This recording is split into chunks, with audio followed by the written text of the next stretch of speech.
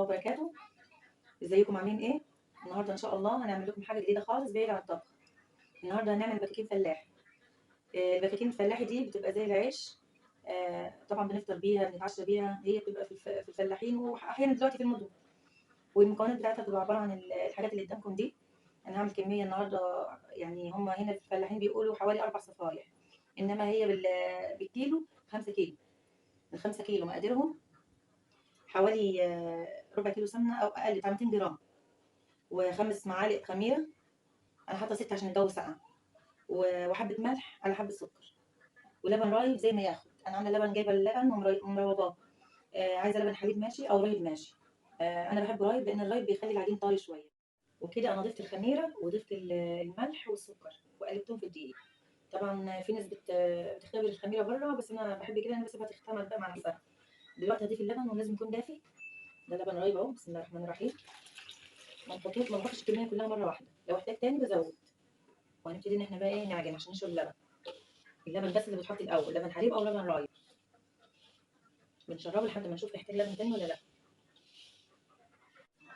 وبكده هنحتاج اللبن تاني لان لسه فيه دقيق. وطبعا احنا ما بنحطش اللبن مره واحده لان عجينه البطاطين اصلا بتبقى جامده شويه. وبكده انا عجنت لحد ما بقت العجينه بالشكل ده اهو. وكده هنضيف بقى ايه المرحله الاخيره اللي هي السمنه. هنضيفها طبعا كده وهنعجن. السمنه طبعا بتسهل العجن شويه، يعني لان العجينه بتاعتها بتبقى قاسيه شويه لانها بتتبطط من غير دقيق. هنفضل نعجن كده لحد ما الدقيق العجين بتاعنا يلم السمنه كلها. وبكده خلصنا العجينه بتاعتنا. اول ما نلاقيها تخمر مكانها كده نعرف ان العجينه خلاص ايه اهي. العجينه بتاعتنا خلاص كده اتعجنت. كده هنغطي العجينه ونسيبها لحد ما تخمر. وكده العجين بعد ما خمر ده شكله النهائي اهو. وهنفش الخمر بتاعه طبعا قبل ما نقطع.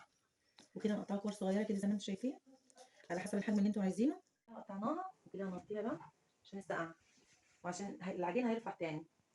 وهنبتدي باول حاجه اخدناها اللي احنا قطعنا من اول هنا، وهنبتدي نبطط بقى كده على حسب ايه الحجم اللي احنا عايزينه. الحجم اللي احنا شايفينه اهو، والسمك ده بحس ان هو يبقى ايه تخين شويه، مش عايزين رقيق. اللي عايز رقه زياده عن كده ماشي. واحنا بنبسط لسه اهو، ومعايا اختي ام محمود معايا اهي بتساعدني. ربنا يصلح حالها. خلصنا تبطيط وكده هنسيب العجين لما يخمر. وبعدين هنقلب. وكده يا جماعه زي ما انتم شايفين في الفرن هو بدا يستوي اهو.